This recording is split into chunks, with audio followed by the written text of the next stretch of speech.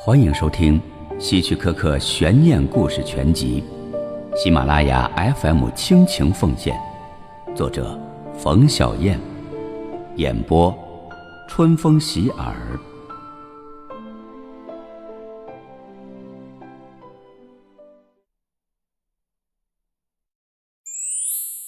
第62集。米兰妮又回到了安妮这里，她按响了门铃，在安妮来开门之前整了整头发。你好，找到他了吗？安妮没有想到来人是米兰妮。找到了，我看到了那个。我可以在您家里住一晚吗？安妮指着房间出租的标志问。我很早就想出租一间房了，安妮回答。太好了，我找遍了整个镇子都是满员。安妮笑了一下，没有说什么。虽然说她了解镇里的情况，但是并没有揭穿对方。那好吧，您的行李在车上吗？米兰妮晃了晃手里的纸袋。安妮笑着说，真是简约主义。我刚刚在百货商店买的，我并不打算常住。米兰妮解释道。我知道，有什么意想不到的事吗？是的，可以打个电话吗？我想打电话回家。我刚煮了咖啡。安妮请米兰妮进来。空中传来了鸟叫声。他们一直在迁徙吗？安妮说道。两个人一起望着空中。晚间，米兰妮驾车来到了米奇家门前。下车之前，他又补了补妆。屋子里开着灯，米兰妮以为有人，但是按响了门铃之后，才看到米奇一家从外边走回来。嘿，米兰妮打着招呼。嘿，凯西看到了米兰妮，就飞跑了过来，开心地问：丹尼斯小姐？是的，米兰妮笑了。凯西热情地拥抱了她。他们真可爱呀，正是我想要的。是一男一女吗？我分不出来。是那个小孩子凯西的问题。应该是吧，米兰妮回答。波娜太太沉默地打量着米兰妮，脸上没有一丝笑容。你好，安妮那里没有安排吗？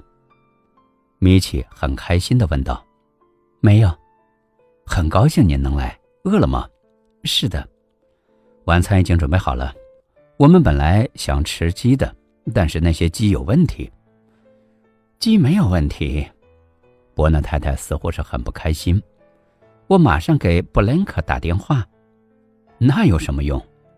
米奇问母亲，然后悄悄地告诉米兰妮，那些鸡不吃东西。是他卖饲料给我的，对吧？伯纳太太说道。货物出门概不退换，妈妈，叫其他人注意点吧。你到底是在帮谁呀？我只是在援引法律。别提法律了，不会很久的。伯纳太太对米兰妮说道。波娜太太打了电话。布林克吗？我是莉迪亚，我没有打扰您吃饭吧？喝一杯好吗？米奇问米兰妮。好的。你卖给我的饲料有问题。对，是鸡饲料，但是鸡都不肯吃，它们总应该饿吧？我打开了一袋，但是它们一点儿也不吃。那些饲料肯定有问题。怎么会？鸡是不会挑食的。谁？他和这个有什么关系？波娜太太看起来是个严肃的、一丝不苟的人。是您的爸爸吗？米兰妮指着钢琴上方的照片问道。米奇长得神似照片中的人。是的，请坐。米奇说道。我不管你卖给他多少饲料，我的鸡，好，我明白了。丹法斯，就是今天下午。对，这说明我是对的。那我过去找他谈谈吧。你不觉得有些不妥吗？不，没有，不是生病了，只是不肯吃东西。我尽快去找他。好的，谢谢。米奇和米兰妮等着波娜太太打完电话。波娜太太对米奇说，丹法瑟不久前找过布林克，说他农场里的鸡也不肯吃饲料。妈妈，如您所说，布林克的饲料是有问题。凯西说。不，凯西，布林克卖给丹法瑟的饲料是另一个牌子。你不觉得他们也许生病了吗，米奇？波娜太太很迷惑，问题好像有点严重。晚饭结束之后，米奇帮着母亲收拾餐具，米兰妮在弹钢琴，凯西站在旁边和她说话。您怎么知道我喜欢爱情鸟？凯西想到小鸟就很开心。米兰妮微笑着回答，你哥哥说的。您是在旧金山认识米奇的吗？波娜太太听到米兰妮的回答问道。不完全是，米兰妮回答。米奇在旧金山认识的人很多，但是多数是恶棍。凯西这么说。凯西，波娜太太呵斥道。妈妈，是他自己承认的。凯西不满地说道。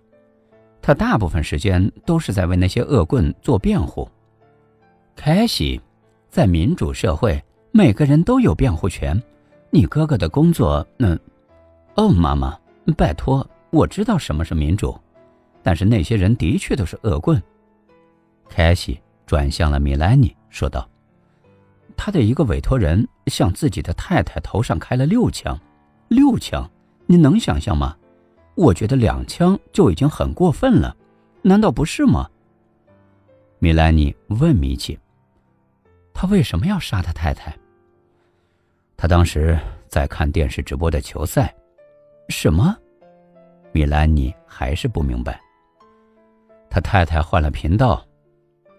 这就是律师的幽默。凯西期待地问：“您明天会参加我的生日聚会吗？”米兰妮迟疑了一下，还是说：“应该不会了，我要回旧金山。”他顾及波娜太太的态度。“您不喜欢我们吗？”凯西感到很失落。“亲爱的，我当然喜欢。”米兰妮认真地回答。“您不喜欢波德加湾吗？”“我还不知道呢。”米奇很喜欢这里，虽然说他在城市里有房子，但是他每个周末都回来。他说旧金山就像一个蚂蚁窝。我想他可能对蚂蚁过敏吧。米兰妮的调皮无处不在。“如果您决定来，不要说是我告诉您的。”凯西开始说悄悄话了。“这应该是一个惊喜聚会，要让他们花点功夫才能发现。我明天下午去米歇尔那里，他妈妈会说自己不舒服，让米歇尔送我回家。当我们回到这里的时候，所有的小孩都会跳出来。您也来好吗？您也参加好吗？”凯西再次请求道。我应该不来了。”米兰妮不看凯西，内心在挣扎着。